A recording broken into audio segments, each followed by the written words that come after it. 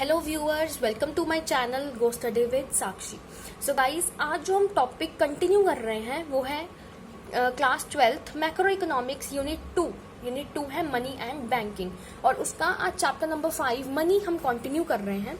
So guys, जो topic हमने cover करने हैं इस वीडियो में वो है फॉर्म्स ऑफ मनी, ठीक है। उसके बाद इसमें हम चारों टाइप्स ऑफ मनी, चारों फॉर्म्स जो है मनी की वो हम डिस्कस करेंगे। उसके बाद हम करेंगे सप्लाई ऑफ मनी, कि मनी का सप्लाई मार्केट में होता कैसे है और कौन मनी को सप्लाई करता है, हु सप्लाइज मनी, राइट। तो गाइस, सबसे पहले स्टार्ट करते हैं फॉर्म्स ऑफ मनी से। फॉर्म्स ऑफ मनी को मैंने 2 कैटेगरीज में डिवाइड किया है, जिसमें एक तरफ मैंने लिया है fiat money and fiduciary money, right, and दूसरी तरफ है full bodied money and credit money, ठीक है। तो सबसे पहले जो हमारी कैटेगरी में है वो है फिएट मनी। फिएट मनी क्या होती है? Money which is issued by the order और the authority of the government. वो वाली मनी जिसको हमारी गवर्नमेंट इशू करती है, जिसकी अथॉरिटी या फिर जिसकी परमिशन या फिर जिसके ऑर्डर से जो मनी इशू होती है, that is fiat money, right. For example जो हमारे चल रहे हैं वो क्या है? Notes and coins, right. हमारे जो पेपर नोट्स हैं लाइक ₹10 नोट और 100 रुपीज़ नोट, या फिर 200 का नोट, या फिर 2000 का नोट, राइट। एंड हमारे कॉइन्स जैसे ₹1 का कॉइन, 5 का coin and so on, right. तो ये क्या है? हमारी fiat money, right, the money which is issued by the order और authority of the government. Next हमारी है fiduciary money. Fiduciary money is money which is accepted as medium of exchange because of the trust between the payer and the payee. That means कि जो money government की authority, मतलब government के order से हम use नहीं करते, लेकिन उसको हम एक्सेप्ट करते हैं as a medium of exchange. किसी भी चीज़ को, यानी मनी को एक्सचेंज करने के एज अ मीडियम हम उसे यूज़ करते हैं।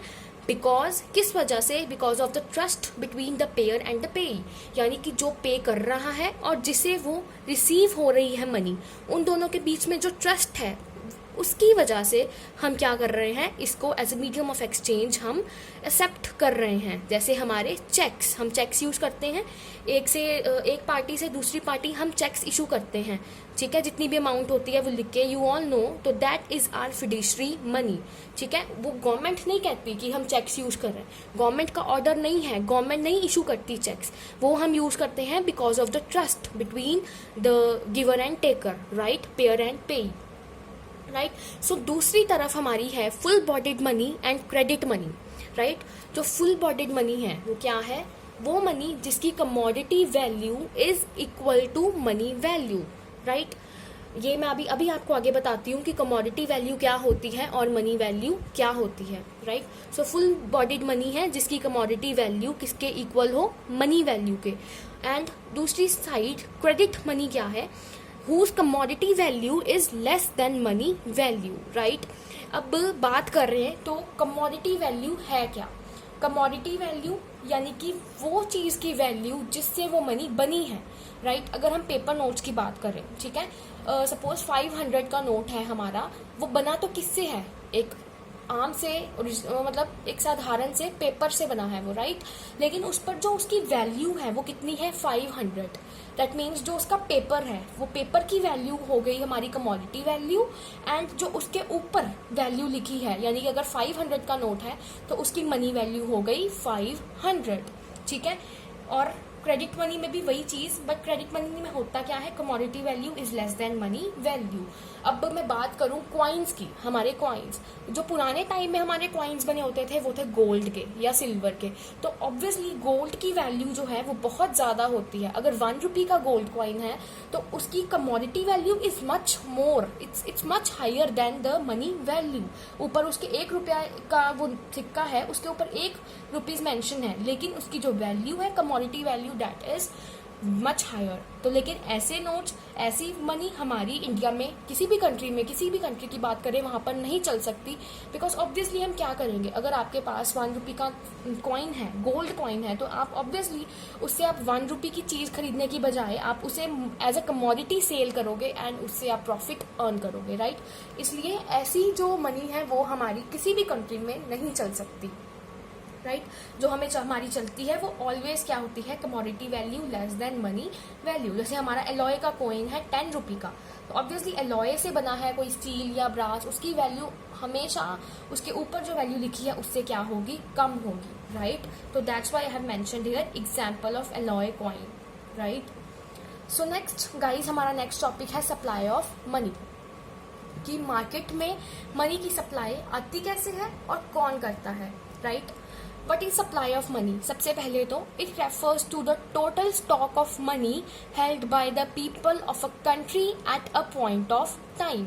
ये एक स्टॉक कंसेप्ट है, राइट। इसमें मनी के स्टॉक की बात हो रही है, that's why it is a stock concept, ठीक है। और इसका मतलब है कि एक पॉइंट ऑफ टाइम पे पूरी कंट्री के लोगों के पास कितनी मनी का स्टॉक है, ठीक है। Total stock of the money held by the people of a country at a point of time, right. और सप्लाई ऑफ मनी में क्या क्या इंक्लूड नहीं होता, वो क्या है, एक तो stock of money held by the government, एक तो गवर्नमेंट तो खुद ही इशू करती है मनी, तो उसके स्टॉक को, जो उसने अपने पास मनी का स्टॉक रखा है, उसको हम मनी सप्लाई में इंक्लूड नहीं करते। दूसरा है हमारा stock of money, stock of money held by the banking system of a country. You know banking system भी हमारा मनी क्रिएट करती है, ठीक है, बैंक की मनी को वो क्रिएट करती है। ये हम पढ़ेंगे आगे, हमारे बैंकिंग चैप्टर के जब टॉपिक हम स्पेशली एक टॉपिक करेंगे वो है क्रेडिट क्रिएशन, उसमें हम करेंगे, इसलिए उसको भी हम सप्लाई ऑफ मनी में इंक्लूड नहीं करते, राइट। उसके बाद who supplies money, money supply कौन करता है। 3 हमारे जो कैटेगरीज है जो मनी को सप्लाई करती हैं वो है, सबसे पहला है सेंट्रल बैंक, ठीक है। किसी भी कंट्री का जो सेंट्रल बैंक होता है वो मनी सप्लाई करता है, और हमारा सेंट्रल बैंक कौन सा है, reserve bank of India, right. वो क्या करता है, करेंसी नोट्स को इशू करते हैं। अब जितने भी हमारे नोट्स हैं, राइट, हमारे 10 का नोट, 200 का, 100 का, 50 का, 1000, 2000 का, 500 का, जितने भी नोट्स हमारे चलते हैं कंट्री में वो कौन इशू करता है, आरबीआई। सिर्फ आरबीआई के पास अथॉरिटी है कि वो नोट्स को कंट्री में इशू कर सकते हैं, राइट। तो सेकंड है हमारे कमर्शियल बैंक्स। कमर्शियल बैंक्स मैंने अभी बताया वो मनी क्रिएट करते हैं, ठीक है, with the help of credit creation. ये अभी इतना डीपली जाने की जरूरत नहीं है, जब हम नेक्स्ट टॉपिक करेंगे बैंकिंग का उसमें ये पूरा आपको डिटेल में समझ आएगा, ठीक है। And the third one is government of a country. Government of country के अंडर आती है मिनिस्ट्री ऑफ फाइनेंस। वो क्या करती है, एक तो ₹1 के नोट्स प्लस जितने भी कॉइन्स है कंट्री में वो सब कौन इशू करती है, कौन सप्लाई करती है, मिनिस्ट्री ऑफ फाइनेंस, जो कि गवर्नमेंट के अंदर आती है हमारी, राइट। तो ये 3 जो कैटेगरीज है, ये 3 जो है एरियाज जो हमारे मनी को सप्लाई करते हैं, चाहे डायरेक्टली चाहे indirectly, right. So the next we are doing is, ये जो मनी सप्लाई की ही डेफिनेशन है, the total stock of money in circulation among the public at a particular point of time. वही बात की जो ऊपर कि कितना मनी का स्टॉक है सर्कुलेशन में है, यानी कंट्री में घूम रहा है, at among the public at a particular point of time is known as money supply, right. So guys, money supply मैंने अभी आपको बताया क्या है, वो एक हमारा स्टॉक कंसेप्ट है। Money supply is a stock concept, ठीक है। इसके लिए आरबीआई ने 4 ऑल्टरनेटिव मेजर्स दिए हैं मनी के।